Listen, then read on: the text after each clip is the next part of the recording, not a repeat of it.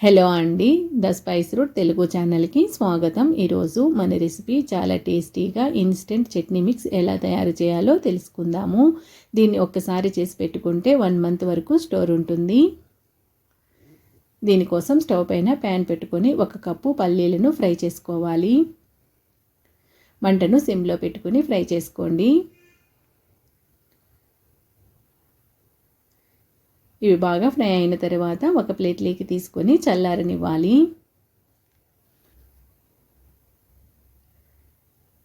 ఇప్పుడు అదే బాండీలోకి 1/4 కప్పు ఎండు కొబ్బరిని తీసుకొని ఫ్రై చేసుకోవాలి. 1 నిమిషం పాటు వేడి చేసుకుంటే సరిపోతుంది. ఇప్పుడు దీన్ని కూడా ప్లేట్లోకి తీసుకొని చల్లారనివ్వాలి. ఇప్పుడు అదే బాండీలోకి 1/2 కప్పు పుట్నాల పప్పును తీసుకోవాలి. మనం తినే శనగపప్పు ఉంటుంది కదా, అది.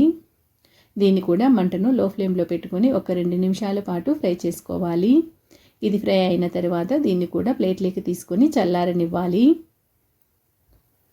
ఇప్పుడు అదే బాండీలోకి 1 స్పూన్ మినపప్పు, 1/2 స్పూన్ జీలకర్ర, 10 లేదా 12 ఎండుమిరపకాయలు వేసుకోవాలి. వీటన్నిటిని బాగా ఫ్రై చేసుకున్న తర్వాత ఇందులోకి కరివేపాకును వేసుకోవాలి. 1/2 కప్ కరివేపాకు వేసుకోండి.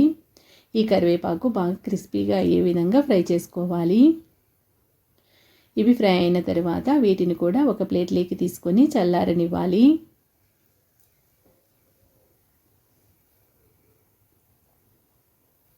ఇవన్నీ బాగా చల్లారిన తర్వాత ఒక మిక్సీ జార్లోకి వేసుకోవాలి.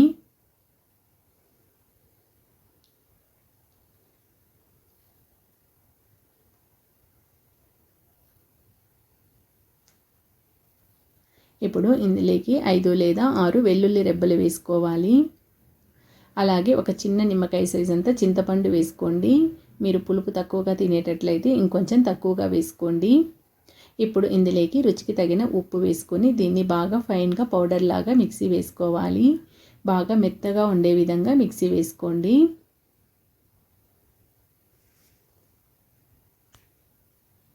ఇప్పుడు దీన్ని ఒక బౌల్లోకి తీసుకొని చల్లారనివ్వాలి. ఇప్పుడు ఈ చట్నీ పౌడర్కి మనం పోపు వేసుకుందాము.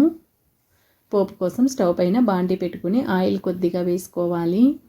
ఇందులోకి 1/2 స్పూన్ పచ్చిశనగపప్పు, 1/2 స్పూన్ మినప్పప్పు, కొద్దిగా ఆవాలు, అలాగే కొద్దిగా జీలకర్ర వేసుకోవాలి.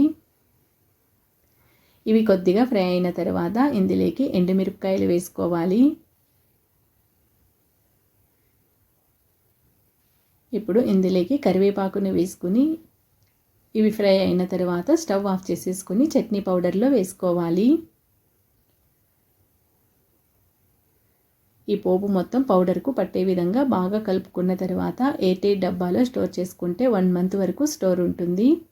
మనం ఎప్పుడు కావాలనుకుంటే అప్పుడు ఇన్స్టెంట్గా చట్నీ చేసేసుకోవచ్చు. ఇప్పుడు ఈ పౌడర్తో చట్నీ ఎలా తయారు చేయాలో తెలుసుకుందాము. ఒక బౌల్లోకి మనకు ఎంత పౌడర్ కావాలనో అంత తీసుకోవాలి.